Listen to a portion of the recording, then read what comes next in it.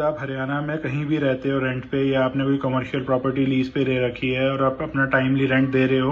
और आपकी एक लीज डीड साइंड है, उसके बाद भी अगर आपकी लीज डीड इवन एक्सपायर हो जाती है, उसके बाद भी आपका लैंडलॉर्ड आपको प्रॉपर्टी से नहीं निकाल सकता अगर आपकी प्रॉपर्टी जिसमें आप रह रहे हो 10 साल से पुरानी है, because in Haryana rent control act is applicable on the properties which is older than 10 years. और उस प्रॉपर्टी में लैंडलॉर्ड को दिखाना पड़ेगा या तो वो प्रॉपर्टी पे आप रेंट नहीं दे रहे, या फिर उसको कोई बोनाफाइड नीड है उस प्रॉपर्टी की, या फिर उस प्रॉपर्टी का स्ट्रक्चर इतना खराब हो गया कि आपसे खाली करानी ही पड़े उसको। Only on those grounds landlord can ask you to vacate the property despite आपकी लीज डीड खत्म हो गई है। उसके बाद भी कोर्ट ये कहता है कि you are a statutory tenant to that property. अगर आपकी लीज डीड खत्म हुई है उसके बाद भी, and the landlord has to cite the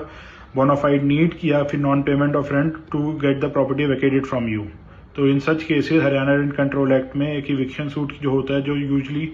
लोग डालते हैं कोर्ट में कि प्रॉपर्टी वेकेट कराने के लिए, that is barred as per law.